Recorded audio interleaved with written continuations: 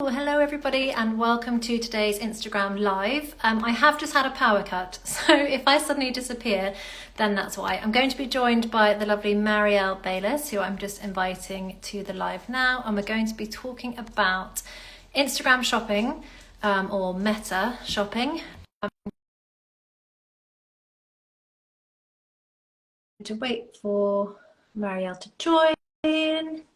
Hello Plum, hi Hermione. If you have any questions, if you have any questions and you are watching on the replay, hi Maria, then please add your questions if you're watching on the replay still in the comments, and then Marielle and I can answer them. Probably tag us both if you're watching on the replay and you have questions, just so they can come to both of our attention. So yeah, Marielle, do you want to give yourself a quick introduction? Yeah, sure. Hello, I'm Marielle Baylis. I run and own Marielle Baylis Social. I'm a social media manager, and I mainly work with fashion, e-com and lifestyle businesses on their socials, one-to-one training and ads. Yeah, kind of help with it all, really. Yeah, and you have a background in fashion as well, don't you? I do, yes. My background in fashion was buying initially, and then somehow I got into catwalk production. And I worked for a production company for about 9 years, producing catwalks for lots of different designers and businesses, and it was great fun. But I did stop that when I had children, because events and children are so difficult. Well, yeah, so I kind of niched down into social.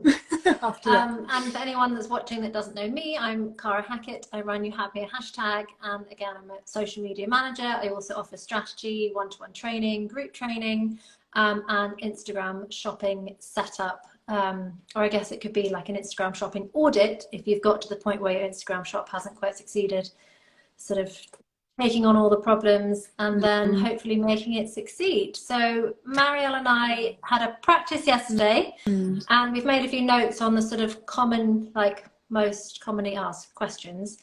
And we thought we'd just talk through the general sort of best practice that we can advise if anybody's at the point where they want to set up an Instagram shop or meta shop. When I say meta, I mean Facebook and Instagram. If you want to set one up, but you're not quite sure what to do or what to do first, and then maybe we can also talk about if you've sort of got to the point where you're just headbutting the wall and it's not quite getting there, what we would advise. So Marielle, do you want to kick off with the first bit of advice? Yeah, I mean, we kind of realise how valuable an Instagram shop is in terms of marketing your brand and selling your products.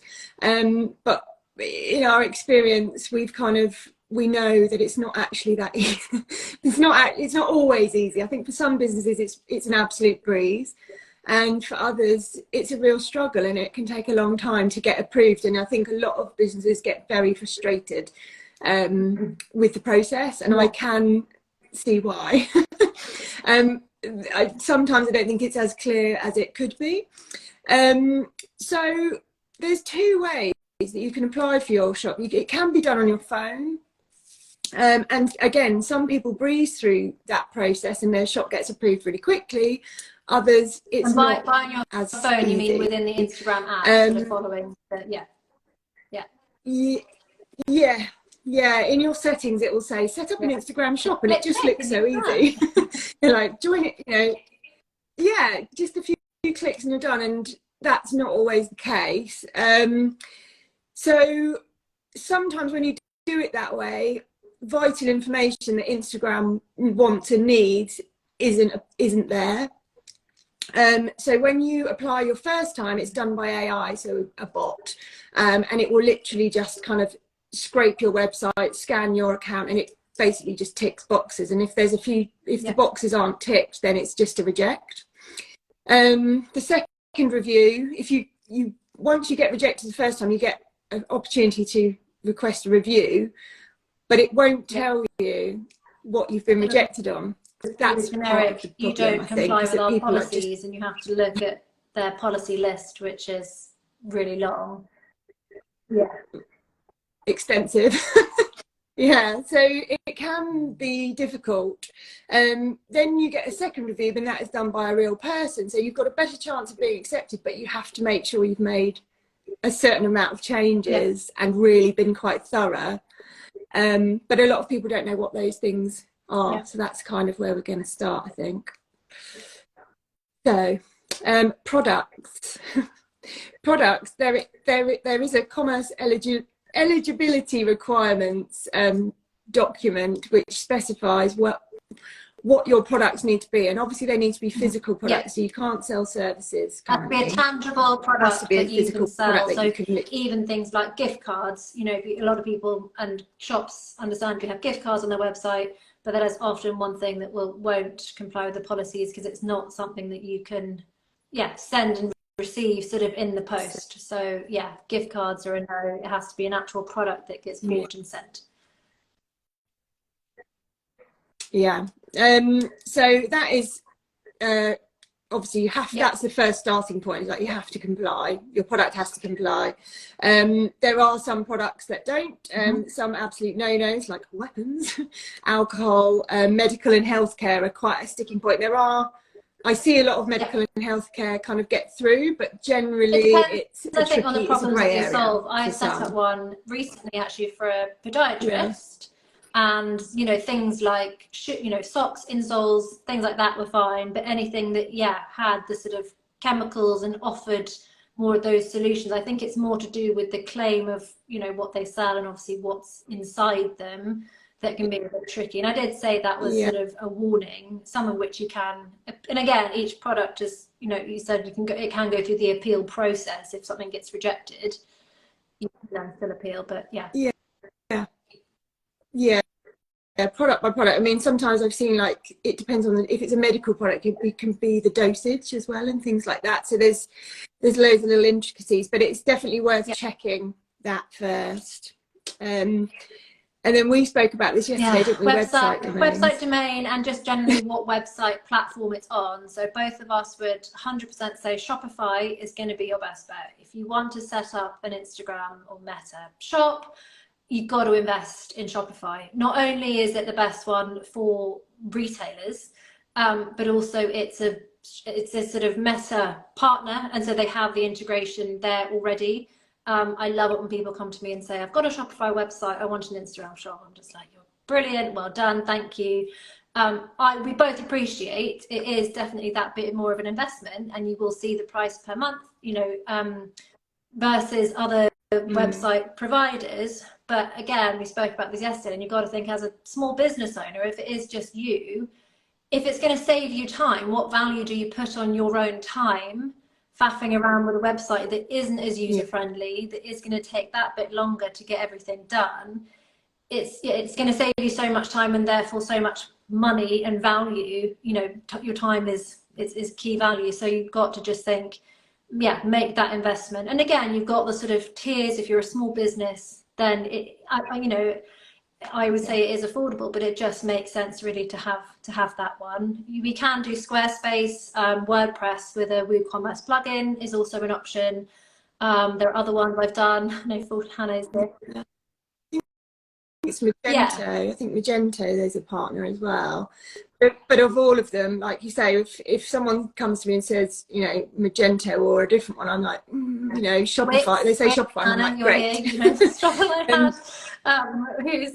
I've done a Wix one before. It was hard, I'm not going to lie, but it is possible.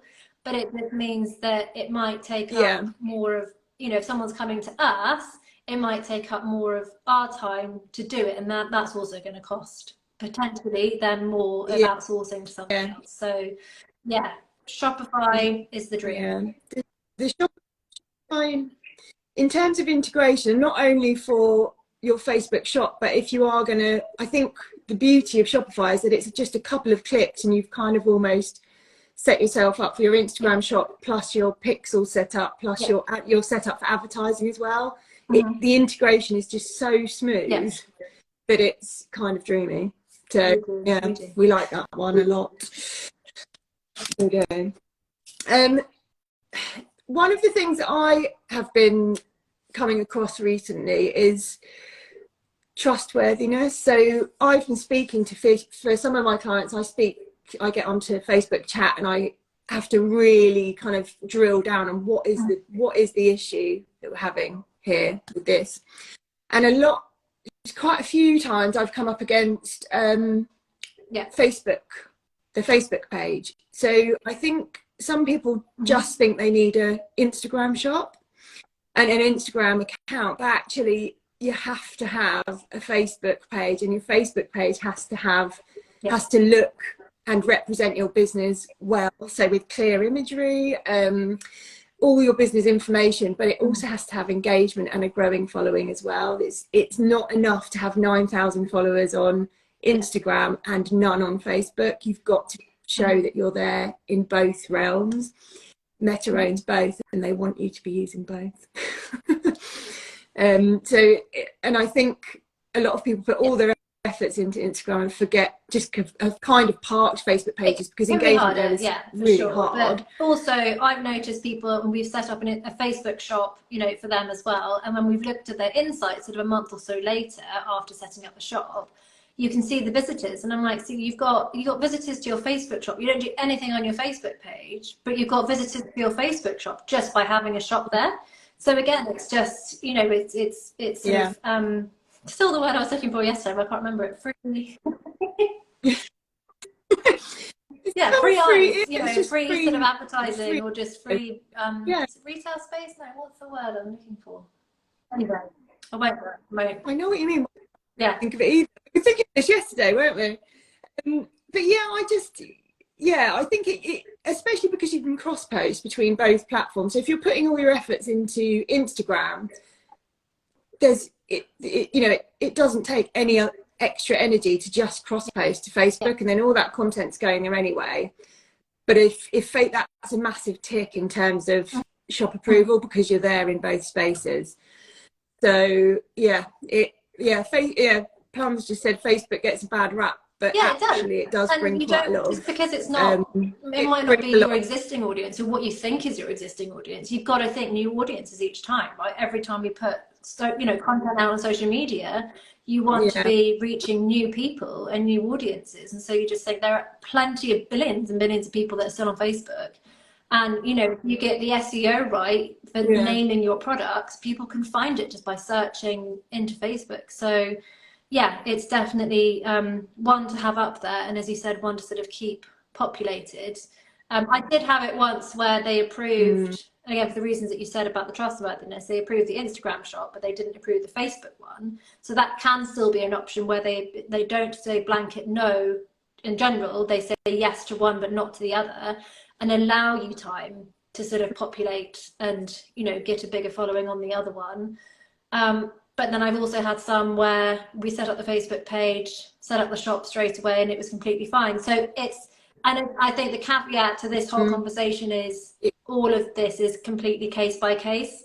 Unfortunately, if anyone's joining hoping it can be like tick, tick, tick and we're done, it can be very varied per client, per shop, per product, and sometimes your problem, if you're coming across a problem, can be quite specific to you in a whole range of problems that it could be. So but definitely having a Facebook page, and then also the Facebook Business Manager, which that's the fun thing to navigate, isn't it? Which isn't going to excite people.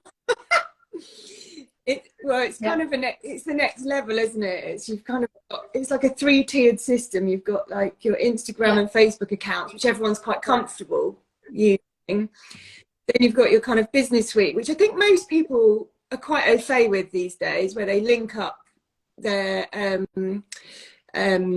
Instagram and Facebook accounts, and they can post, and you can tag product. Once your shop is set up, you can tag products on there. It's super easy to just do all your content when it works. in it Business Suite. I think. And I had a lady message last week being like, I can't tag products on Business Suite. So it can be glitchy, but it is, and it's free and it's all integrated. So Business Suite is definitely one that is what I would go for tagging and scheduling products posts.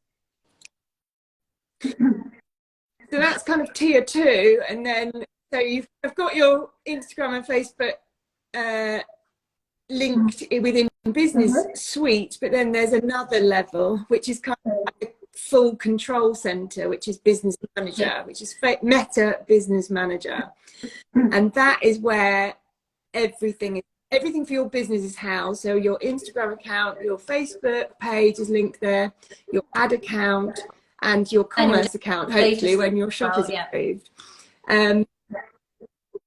Yeah, and all your insights will be there once you've got approved. But the Business Manager, I think a lot of people don't know exists. Some people don't know it's there. And actually, when you're applying for your shop, the way that I would recommend doing it is via Commerce Manager in Business Suite rather than on your phone, because there you can, that's when you get to see what's missing. And again, you want to make sure that all the business information there is listed correctly. You've got the correct permissions as well.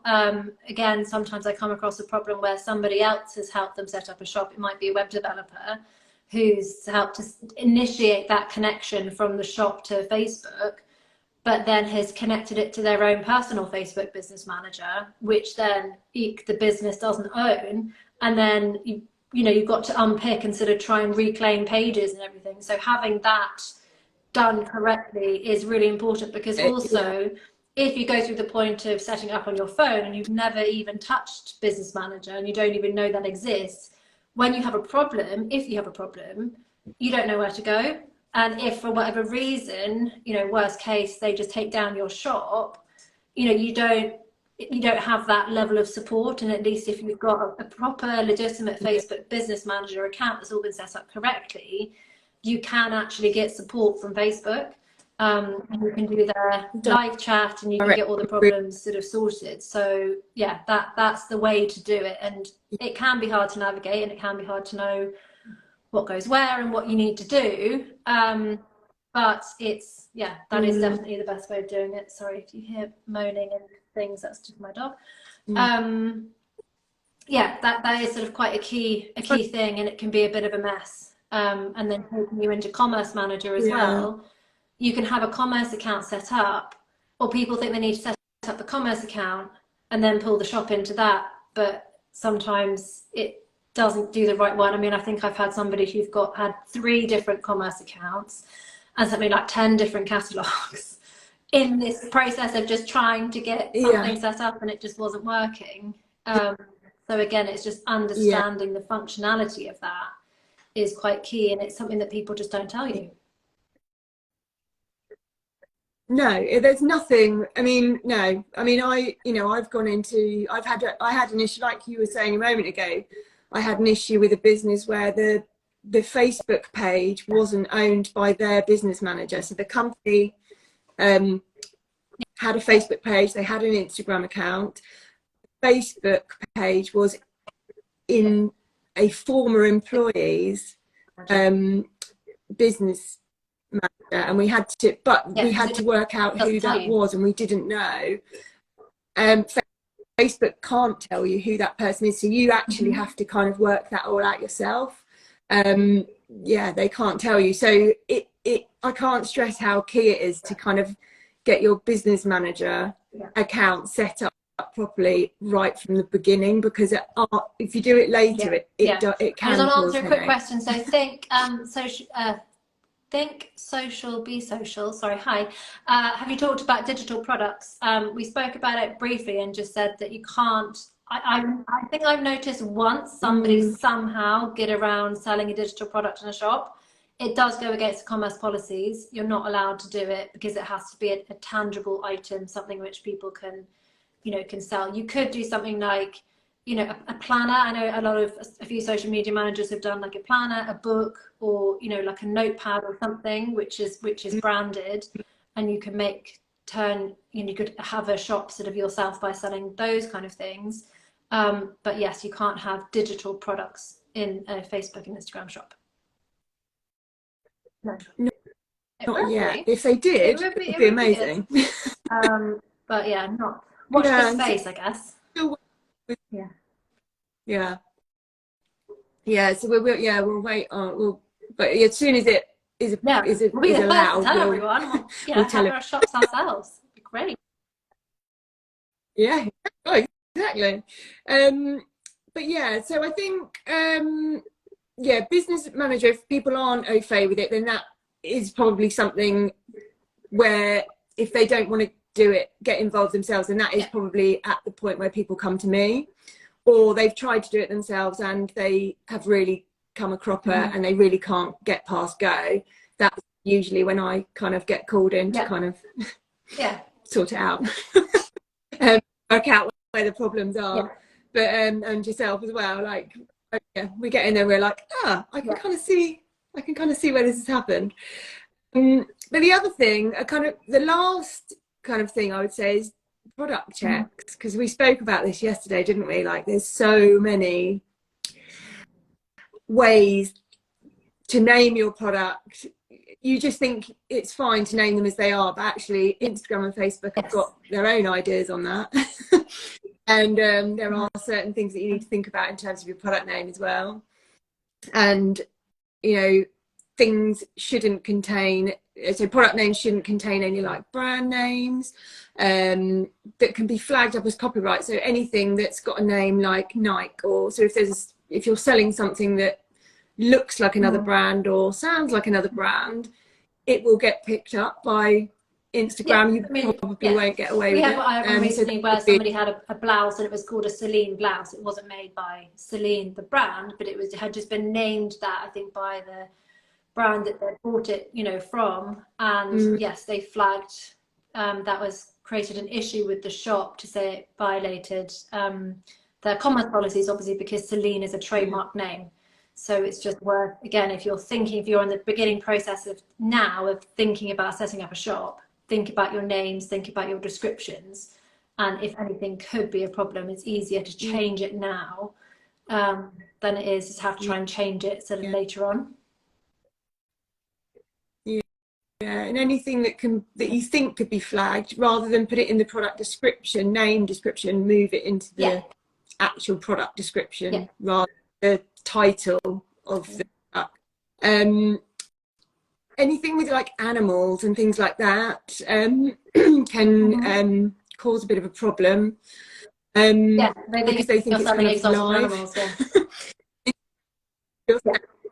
an actual dog, where actually it's a painting of a dog. And they, you know, because it's a bot, they just don't they don't think, oh, that's actually a painting of a dog. I've seen so many prints and, you know, just prints and things that just totally animal toys, like children's toys. And you know, it's a real shame, and it does get people frustrated, because even when they've got their shop approved, there are some products that will just never get through the net for tagging. So you can still have them on there, but they might not ever be able to be tagged. So I personally had my own Etsy shop years ago, and one of my products never ever got approved. I had all my other products were fine, but one particular one was never approved, and I could never tag it. And that it was a napkin ring, and I sold lots of napkin rings in all different shapes and sizes, but this particular one was hexagonal. And I think because it had the letters E and X in it, and it may have resembled a sex toy, it never ever got approved, and I had to just live with it. It was fine. But it's funny, and that's again, it's a reminder that it's all done. This approval process is done by AI, so it is just, you know, just that. And then when you're writing the justification, it's not this, it's that. Similar thing I had with this candle by the lovely My Little Wish. It's a ribbed like candle, and obviously they just didn't like the phallic shape, and they just thought, you know, sorry, you can't sell it. So again, I was writing the appeal, being like, it's a wax candle, and then it's just like, oh, okay, fine. So yeah, some you just accept, sadly. It's a bit annoying, but also, like, you've got to have good imagery as well. That's the other thing. It's like really good quality, clear imagery, and you know, of close-ups of in situ being worn, just people can see scale and, you know, color and how it fits, and, you know, all those kinds of things. That's a pretty obvious one to most, but actually sometimes people think their photography is amazing, because maybe they're a bit too close to it potentially, and actually, you know, if you went and looked at your competitors, maybe like, is your photography on, you know, Or are there again, they things might that want we to could keep do it quite better? simple. I mean, again, I know that if you're a creative person, if you're a shop owner, your aesthetic choices will be very specific, and I completely understand that. But it's also thinking about from a customer's perspective, what do they want to see, and what they want to see can be very different from, you know, how you want to see things. So sometimes, for example, if things are very simple and they're all laid out in a plain background, or you think the easiest way to portray something is just by, you know, displaying it as a cutout, again, the customer might not want that. They might want, as you said, the close up, like the in situ, particularly if you're an interiors brand, in situ, you know, even on Canva, you can do brilliant mock-ups. So for example, if you've got prints or something, you know, just try your best to be a bit more creative and have something which is in situ, or again, create like a mood board type thing with your products so people can understand how it would sit into a room.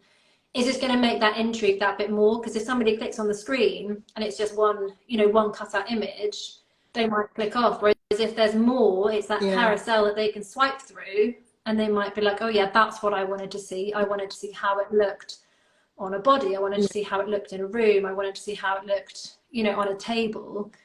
And it just means it's that more opportunity to, I guess, grab your potential buyer's attention. Yeah, it's just an extra selling tool, isn't it? I suppose people can use it. Well, people don't really have the time to use their imagination. Sometimes they just want to see it. You know, they're just, you know, they're just like, oh, actually, that's about the right size for the place I want it. You know, there's things like that. I think one other thing that I've come across only once before, and it was a very strange thing, but it was the titles of your product. One client I had, they were all in capitals, and Instagram did not like that. They didn't like it, and so we had to change every single product to have an uppercase first letter and lowercase rest of for every single product, because I don't think that was the only issue, but it was flagged as an issue. So we had to go back and change all of that, and eventually that shop did get approved. So, you know, it can be a bit laborious, and it does seem very unfair when, you know, all your counterparts have got shops and all your competitors, and you see everyone's got one and you haven't, and it can be really frustrating sometimes. But yeah, it might just be something. And I think it's one of those things. I hate being defeated by technology, and so I won't give up. And so, you know, if the computer says no, I'm like, no, sorry, I'm not going to take that. And I will keep battling. And sometimes, and I've even had it before with shop owners who've had a shop, but then all of a sudden something will change and their shop will just disappear and be taken away. Or they would have had a shop for, you know, a year or two, and then suddenly it's like, oh, you don't comply with our policies. And it's like, sorry. And it's, you know, it can be really difficult. And I think as a shop owner, you know, if you're small retailers rely so heavily on, you know, their social media presence. I would just say, don't get downhearted, don't get defeated by that. It doesn't mean sort of not ever. There are often ways to overcome it. And you know, hopefully a few of the things that we've gone over today might help you with that. But sometimes it is just good to reach out to save you that bit of time, and to sort of find out what the problem might be. Because I mean, I've even had Facebook, you're wonderful, you're very helpful. But sometimes I've had advice from them about certain things, and I'm just like, yeah, it's not that though, is it? And then you found it's something else. So, you know, it's just good to have people that you can reach out to say, you know, this happened, or I think it might be this, or can you just, you know, double check that. And if anybody is watching and you do have a shop and you're really happy with it, but things that we said about Facebook Business Manager, for example, made you think, oh, like, what's that? Please reach out to either of us, and we can just, you know, always do a quick check-in, a quick audit, just to make sure that everything's there. Because again, if you ever come across a problem, you want to make sure that you have full control and that you know what to do and that you can go in, because that's, you know, that ongoing maintenance is just as important as setting up the shop initially. Yeah, exactly. And I think also, you know, there are limits to how many times you can get reviews as well. what if you have been rejected and you don't know what for, then's probably the time to check in with these things before you go back for that review. Because I have had a client where they've been rejected, they've thought, oh, what's, you know, and they've just gone review and they haven't changed anything, and they've been rejected again, but they've been given the opportunity to get another review, and they've had to wait a long time till Facebook will allow them to do another review. So it's quite important to not use up all those chances without making changes and not checking before you hit that button again, because it's the waiting time then that checking your account health regularly and knowing where that button sits is really important as well, and just making sure that you're keeping Facebook happy, because then, you know, if you keep them happy, then they'll keep you happy as a shop owner. So it's fine. I'm just going back to Plum, your very first question, which was, what's your secret sauce into setting up a shop quickly? Well, to be honest, everything that we've spoken about, but ideally it's starting from scratch in the right place. Really, it's just making sure that you're starting at the, you know, starting at the beginning, and that you're checking off, you know, everything to make sure it's all set up correctly before. And for me, the last point is connecting, you know, doing that connection from the website and, you know, connecting it to the shop, and then making sure that Commerce Manager is okay. But yes, it's all the pre-work that you've got to do to make sure that it's all done. It's not just a sort of, I'll try first and then see how I get on, because that in itself can incur so many other problems. So if anybody has, I mean, I think we've covered everything. I think all your points, I think I had my notes here yesterday. I don't know where I've gone now. Anyone, you know, any other questions, then they can contact. I think it was naming a product, good images, and whether you go for this sort of in terms of the data feed, it's getting a bit technical, but you can have your products that pull in automatically from your Pixel or from your website provider. You can also do it manually, and again, you get given the choice sometimes as to what you want to do. So if somebody is going in and thinks they can is wanting to set up their shop just from Commerce Manager, if you only sell 3 products and it's always that same repeat 3 products, you can do it manually just by the manual upload, and you can then do the click to the website, and that's fine. Whereas if you've got a large turnover of products and you're always updating them on your website, you want that auto sync and also auto feed, which can be a bit more technical to set up. But again, that's a bit that's going to save you time in the long run, is doing it that way. And if you are on, I think, somewhere like Squarespace, again, absolutely fine to set up a shop from Squarespace, but you might need to upgrade your tier level to the next one up to make sure to have that auto feed, because again, they've got you, they know exactly what you want to do. And I've had it before. I think we lost a connection because Squarespace upgraded their different tier systems, and so somebody had to upgrade their monthly sort of payments in order to get that automatic connection. And I was like, again, it's going to save you time in the long run. You just got to do it and invest in it.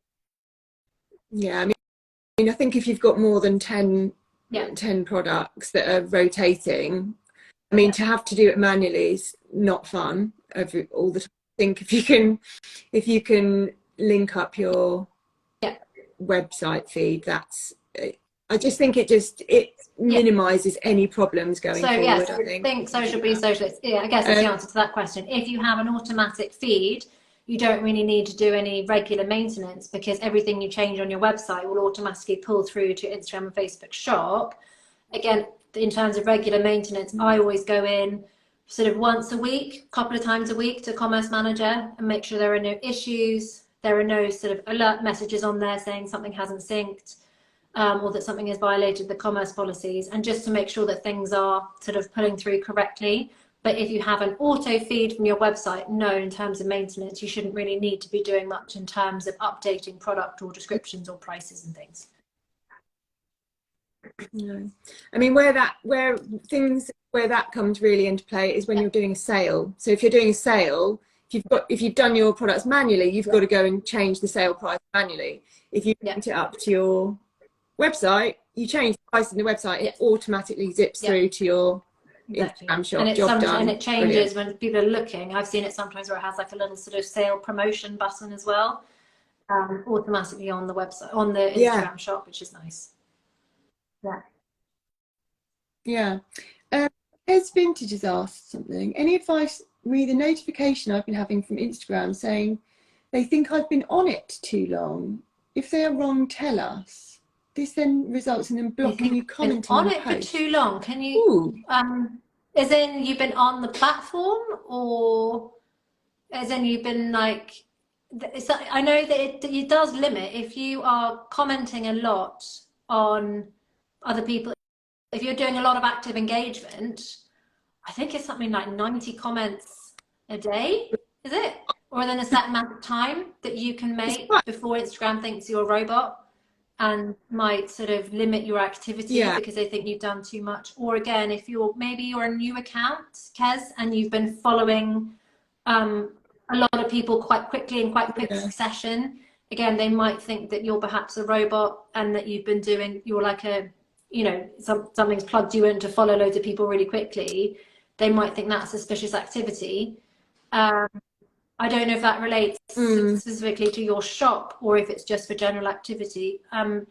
Maybe either give us a bit more information or feel free to reach out to either of us via direct message, and we can sort of look at that. But it might just be that perhaps you've been actively engaged, which is great, that's good practice, but you don't want to be doing it too much. Too much, yeah. I mean, yeah, there are limits. I mean, usually the block is only temporary, so hopefully you get it back. I have had a client before where they haven't, and I think it wasn't allowing people to post on their content. But we did manage to sort that out. But that, I don't know if that's the same kind of thing. I'd have to know a bit more about it and what it looks like. But yeah, I can't think of anything other than that really for that particular. But yeah, I hope it's been helpful. Please tell us if it has. And if you still need help, you still want to reach out, you can contact Marielle by Marielle Baylis _social. Just that. But by your platform. Yeah, find me on there, and yeah, there you'll find my website, and I'm on some other social platforms, but I'm not on them as much as this one. So yeah, you can find all of my details on my website. I have actually got I've got a free download for how to set up your Instagram shop. It's a guide, so you can download that. But if you need read it, have a little look, and if you need additional help, then feel free. And you can contact me via direct message. I'm youhadme _hashtag, or you can email me youhadme.hashtag@gmail.com if you want any help. And yes, if anybody is watching this on the replay or you've just joined, hi, and we're about to end, please feel free to rewatch. I'll be putting this up on, I think it'll be on mine, and I'll send it to Marielle as well, so hopefully you can add it onto yours. But please keep asking questions. You know, you're not alone. Don't give up. If you think you're eligible for Instagram shopping, you probably are, and there is a way to get around it. It's just sometimes you've got to sort of take a few steps, the right steps, to get to the right place. So yeah, I hope this has been helpful. Thank you so much to everyone that's joined. Thank you for all your questions. And please, thank you very much, Marielle. This has been really nice. Thanks for initiating it as well. So we'll start with an Instagram note of all things. It did. Yeah, it's been great. Take care. Enjoy the rest of your afternoon. Bye.